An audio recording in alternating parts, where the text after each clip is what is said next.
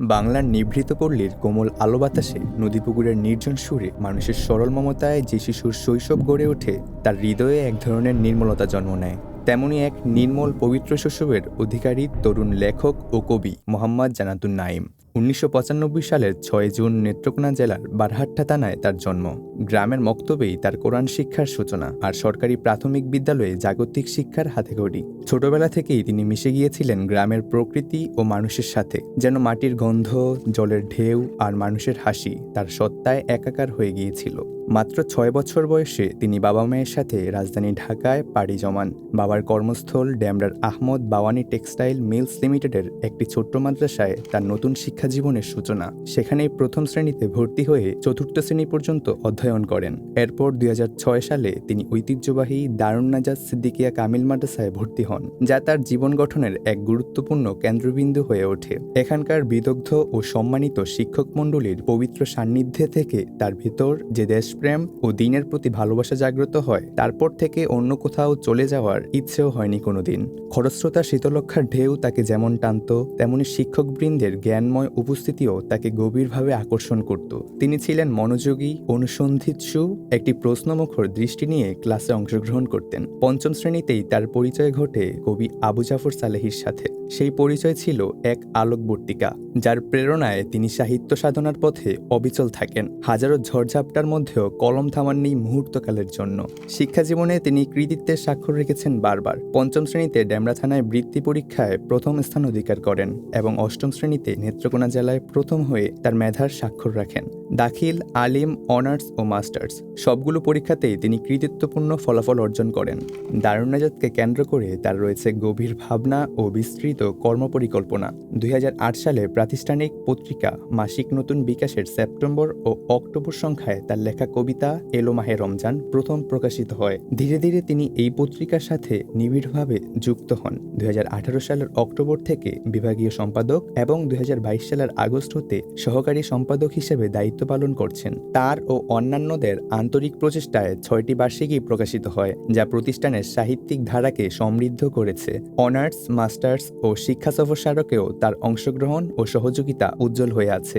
এছাড়া দারুন নাজাত প্রকাশনীর সাথেও তিনি ওতপ্রোতভাবে জড়িত রয়েছেন। ২০২২ সালের ২৬ ফেব্রুয়ারি তিনি এই প্রতিষ্ঠানের শিক্ষক হিসেবে যোগদান করেন। দায়িত্ব গ্রহণের পর থেকেই তিনি শিক্ষার্থীদের মন, মনন ও মগজের বিকাশে নিবিড়ভাবে কাজ করে যাচ্ছেন। তিনি শিক্ষার্থীদের শুধু পাঠ্য বইয়ের জ্ঞানেই সীমাবদ্ধ রাখেন না, বরং তাদের মধ্যে দেশ, জাতি ও ইসলামের জন্য বৃহৎ স্বপ্ন জাগিয়ে তোলেন। বিভিন্ন শিক্ষা সফর, সাহিত্য মজলিস ও সৃজনশীল কার্যক্রমের মাধ্যমে তিনি তাদের চিন্তার জগৎকে প্রসারিত করেন। তার জীবনের এক অনন্য সাধনা হল দেশের অন্যতম প্রধান শিক্ষাবিদ অধ্যক্ষ আখম আবু বকর সিদ্দিকের ওপর দীর্ঘ গবেষণা। এক যুগেরও বেশি সাধনায় তিনি ১৮০০ পৃষ্ঠার বিশাল কর্মযজ্ঞ সম্পন্ন করেছেন। অধ্যক্ষ মহোদয়ের বক্তব্যগুলো তিনি ১০০০ পৃষ্ঠারও বেশি অনুলিখন করে জীবনের পাথেয় ১, ২, ৩ ও ৪ গ্রন্থমালায় প্রকাশ করেছেন। শিকড় থেকে শিখরে, প্রিয় মানুষের সাথে, নয়ন জুড়ে জন্মভূমি এবং শিক্ষাগুরুর সান্নিধ্য, এই গ্রন্থগুলোতে তিনি তার প্রিয় শিক্ষকের জীবন, চিন্তা ও কর্মকে অমর করে রেখেছেন।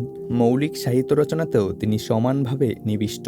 শিশুদের জন্য ১০০ ছড়া কবিতা, প্রাপ্তবয়স্কদের জন্য প্রার্থনা কাব্যগ্রন্থ, কথা গ্রন্থে ১৬০০ এর অধিক জীবনঘনিষ্ঠ উক্তি, সব মিলিয়ে তার লেখনী বহুমাত্রিক। জীবন উপন্যাস, জ্যোতি গল্পগ্রন্থ, সোহবত, সফল কেরিয়ারের খোঁজে, সাহিত্য আড্ডা, প্রতিটি গ্রন্থেই তিনি মানুষের চিন্তা ও জীবন গঠনের উপাদান তুলে ধরেছেন। এছাড়াও আলোর ঠিকানা গ্রন্থে তিনি মুখলিস আলেমে দ্বীন মাওলানা মোহাম্মদ রফিকুল ইসলাম রহমতুল্লাহ আলাইয়ের ৪টি অনুলিখিত বক্তব্য সংকলন করেছেন, যা পাঠকদের মাঝে শাশ্বত জ্ঞানের আলো ছড়িয়ে দিচ্ছে। মোহাম্মদ জান্নাতুন নাঈমের জীবনচিন্তা গতানুগতিকতার গণ্ডির বাইরে। প্রচলিত শিক্ষা ব্যবস্থার প্রতি তার আস্থা ও নির্ভরতা সীমিত। তিনি বিশ্বাস করেন জ্ঞান অর্জনের জন্য প্রয়োজন জীবন্ত মানুষ, চিন্তাশীল মস্তিষ্ক এবং প্রশ্নমুখর মন। তিনি প্রশ্ন করতে ভালোবাসেন, কারণ তার বিশ্বাস সুন্দর প্রশ্নই জ্ঞানের অর্ধেক। এই বিশ্বাস থেকেই তিনি শুরু করেন আবেহায়াতের সন্ধানে নামের এক অনন্য প্রোগ্রাম। এখানে তিনি দেশের বরেণ্য আলেমে দ্বীন, শিক্ষাবিদ, ভাষা সৈনিক, বীর মুক্তিযোদ্ধা, পীর মাশায়েখ, আইনবিদ, আইনবিদ, গবেষক, কবি, সাহিত্যিক ও বিশ্ববিদ্যালয়ের ডিন সহ নানা শ্রেণী পেশার জ্ঞানী মানুষকে একত্রিত করেন। এই উদ্যোগের মূল লক্ষ্য পারস্পরিক শ্রদ্ধাবোধ জাগ্রত করা এবং জ্ঞানের সেতুবন্ধন তৈরি করা। এছাড়াও তিনি কনভারসেশন নামের আরেকটি প্রোগ্রামের মাধ্যমে জ্ঞান চর্চা ও সংলাপের এক নতুন দিগন্ত উন্মোচন করেন, যেখানে বহু বিদগ্ধজন অংশগ্রহণ করে চিন্তা ও অভিজ্ঞতার আদান প্রদান করেছেন। 2023 সালের এপ্রিল মাসে তিনি মক্কাতুল মুকাররমায় উমরা পালন করেন এবং মদিনা মুনাওয়ারার রওজা জিয়ারতের মাধ্যমে আধ্যাত্মিক প্রশান্তি অর্জন করেন। এই সফর তার জীবন চিন্তায় এক গভীর প্রভাব ফেলে। তার স্বপ্ন কেবল ব্যক্তিগত সাফল্যে সীমাবদ্ধ নয়, বরং তিনি সবাইকে সাথে নিয়ে সফল হতে চান। এই জন্য তিনি সারা বাংলাদেশ পরিভ্রমণ করে এদেশের অগণন মানুষের সুখ দুঃখ ও আশা আকাঙ্ক্ষা সম্পর্কে অবহিত হচ্ছেন। তিনি দেশের গুরুত্বপূর্ণ শিক্ষা প্রতিষ্ঠান ও দর্শনীয় স্থানসমূহ পরিদর্শনের মাধ্যমে দেশমাতৃকার প্রতি গভীর অনুভব, ভালোবাসা ও দায়িত্ববোধ তৈরি করছেন। নানা সীমাবদ্ধতা সত্ত্বেও তার স্বপ্ন বিশাল। তিনি এমন এক সমাজ কল্পনা করেন যেখানে মানুষ বিভেদ ভুলে এক বৃক্ষের ছায়া সমবেত হবে, একে অপরকে ভালোবাসবে, বুকে জড়িয়ে নেবে। এই স্বপ্ন বাস্তবায়নের লক্ষ্যে তিনি প্রতিনিয়ত নতুন চিন্তা, ভাবনা ও বার্তা ফেসবুক ও ইউটিউবের মাধ্যমে প্রচার করছেন। এই জন্য তিনি বিভিন্ন সেমিনারে বক্তব্য দিচ্ছেন, স্বরচিত কবিতা আবৃত্তি করছেন এবং দিন ও দেশের বিভিন্ন গুরুত্বপূর্ণ ও সমসাময়িক বিষয়ে ভিডিও কন্টেন্ট নির্মাণ করছেন।